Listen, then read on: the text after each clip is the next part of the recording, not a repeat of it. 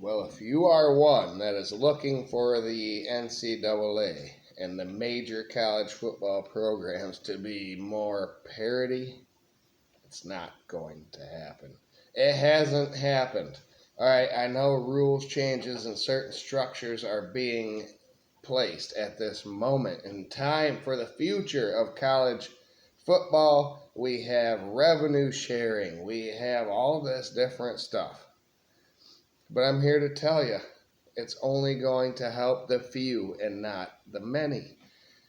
And really, only 17 programs have won a national championship in the last 33 years. So, here we go. Embrace it.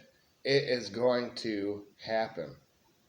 Only 21 coaches have won the national championship in 33 years. 5 of them with 2 national titles and 1 with 7. And then there is Nick Saban, of course, the GOAT. We will look and see how all these coaches got there. This is the college football coaches that won it all in the last 33 seasons.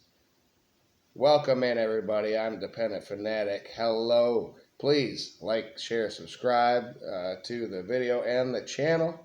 I'm here for you most every week, at least one video, and it's the off season. We do predictions here during the season. We're doing predictions right now of national title contenders. I have a series, a playlist of teams, and I'm going to be adding to that here in this off season. So go look at that. I'll put it in the card, and let's get started.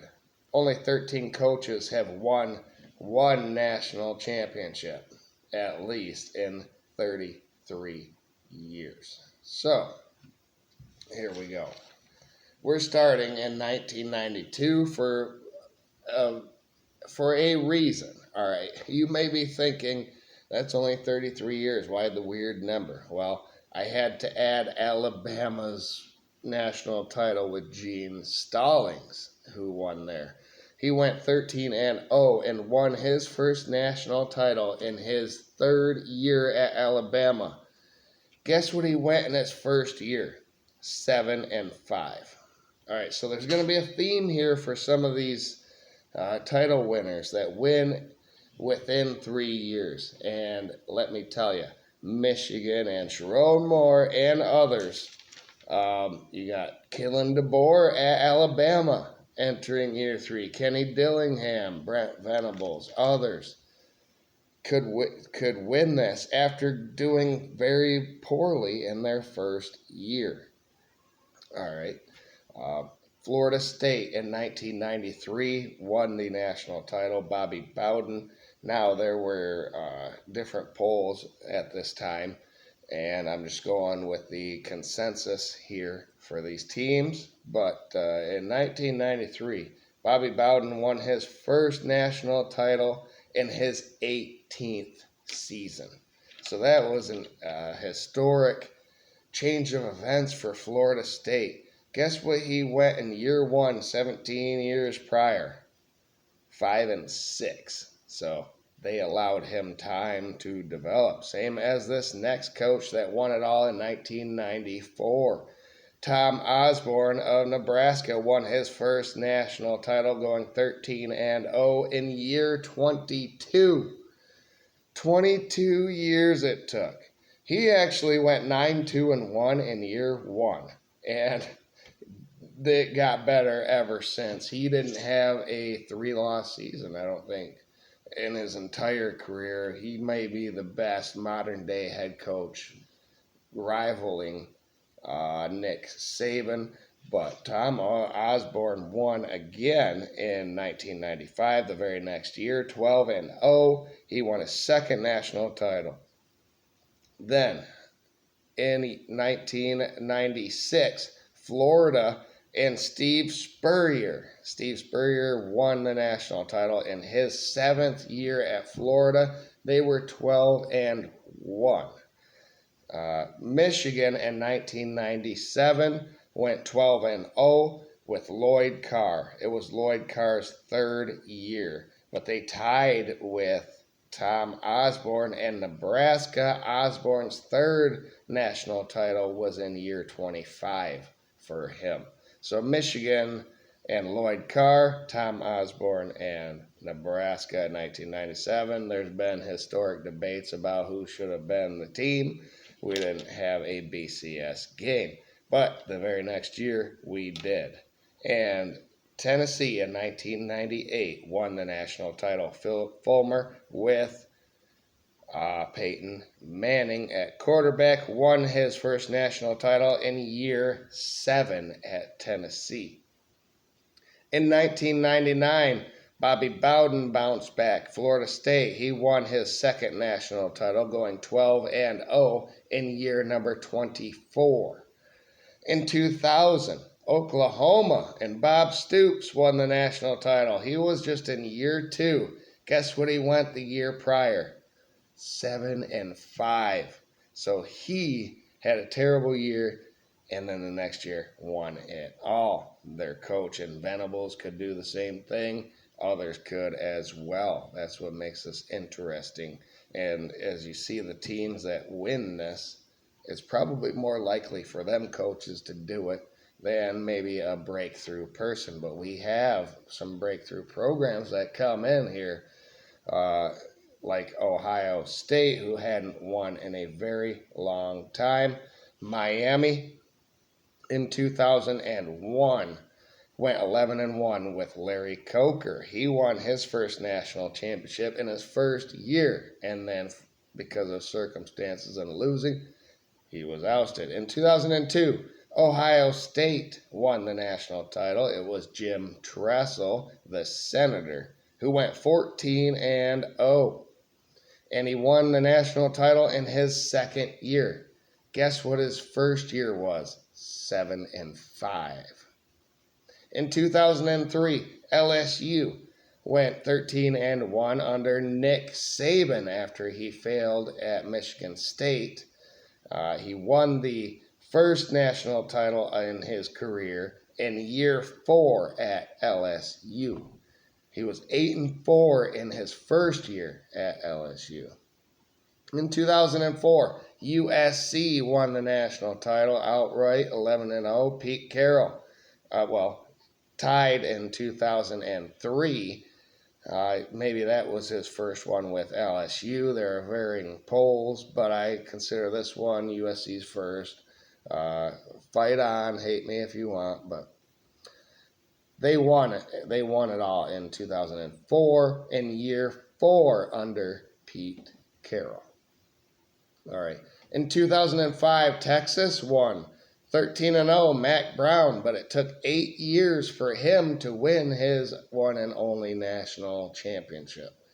And then 2006, Florida came back on the scene, this time under Urban Meyer. They went 13-1, and Urban Meyer won his first national championship in year 2 at Florida. He went 9-3 in year 1. Les Miles went 12-2, one of the two-loss teams in the last 33 years that won a national title. It was LSU and it was Ohio State this past season. Controversial seasons. 2007 was a controversial season, all these great teams.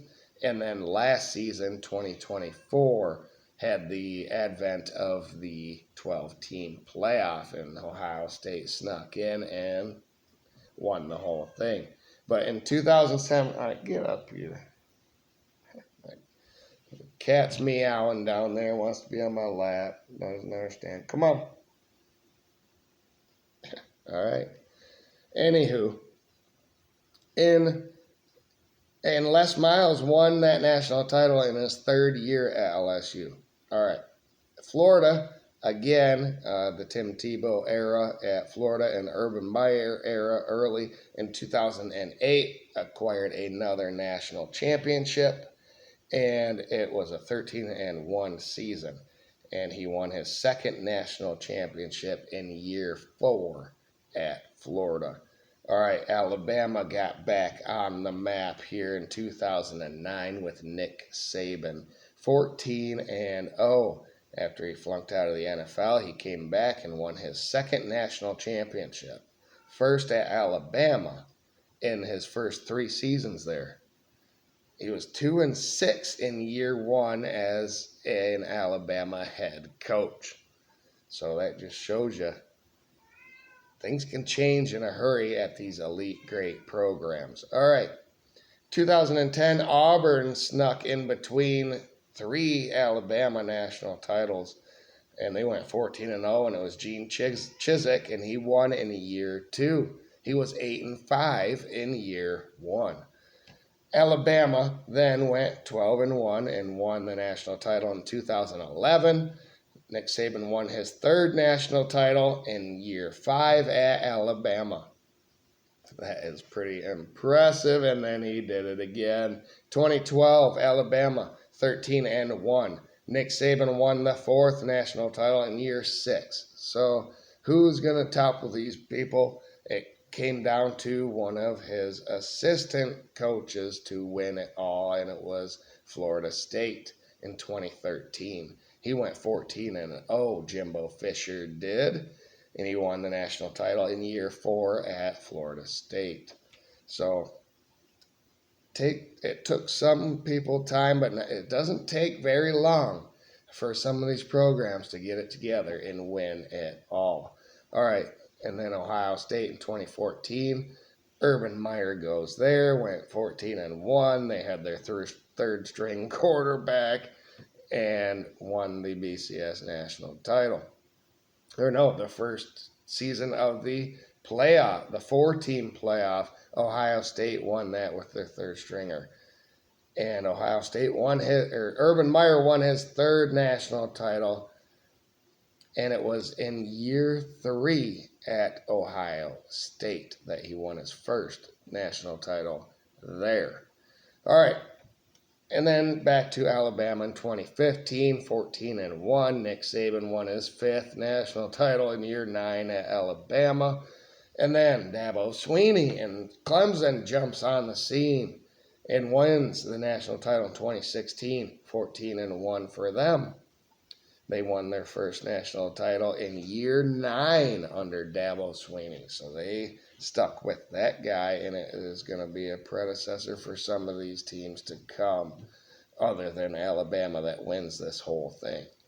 Stick with them, and it will happen. And the very next year, Alabama wins in 2017. Nick Saban, 13-1. Won their 6th national title in year 11 at Alabama, 5 of them at Alabama, 1 at LSU. So LSU is waiting their turn, and that'll come up in 2019, a couple years later. Clemson in 2018, though, went 15-0, and it was the first team program to ever have that many wins and undefeated in college football history. Dabo Swinney won it all, his 2nd national title in year 11 at Clemson. Then LSU in 2019, the magical season, they went 15-0. Ed Orgeron won it all in year 4 for the Tigers, the LSU Tigers. Alabama in 2020, this was the COVID season, and Nick Saban won his last national championship in 2020, his 6th at Alabama in year 14 at Alabama. So in 14 years at this point, up to COVID, he had won 6 national titles. He couldn't get back on the board because Georgia and Kirby Smart, one of his other assistants, got Georgia rolling. In 2021, they won it all under Kirby Smart, 14-1, and he won his first national championship in year 6 at Georgia. And then he backed it up in 2022, won back-to-back titles, something that hadn't happened since Alabama did it in 2011 and 2012, and Georgia did it for the 2nd time in year 7 under Kirby Smart. He was one of 6 multiple national head coaches that won it all in the past 32 years. One of 6 that won multiple in the past 32 years. Of course, Nick Saban took up a lot of that. All right, and then in 2023, Michigan, yours truly, go blue, rose from the ashes, didn't win since 1997, came back and won it all under Jim Harbaugh, went 15-0, and it was Jim Harbaugh's 9th season at that point. So it's taking coaches that win it a little bit longer now.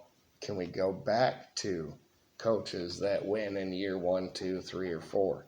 That'll be interesting to see, because last year Ohio State won it all 14-2. As I said, only the second team to win it all with 2 losses in the past 33 years. Ryan Day did it in year 6 of his regime at Ohio State. So it's going to be interesting. 9 coaches won their first national championship with their respective school in year 3 or earlier. Who could be in that category next? And it's fascinating to look at all the coaches, but some notable ones in 2025 are Kalen DeBoer, who Alabama is going to be in the National Title Contender Series coming here pretty soon. Kenny Dillingham, Brent Venables, and yes, Sharon Moore. So there you go. Coaching history over the past 33 years. It's been elite programs. It's been elite coaches. They do it early. Some of them do it often. Most notably, Nick Saban over the past 33 years. So what do you guys think? Does anyone else have a chance? Can anyone break through that hasn't been there over the past 33 years? Let me know in the comments below who it is and why. Thank you, everybody. Like, share, subscribe, and have a great day. Thank you.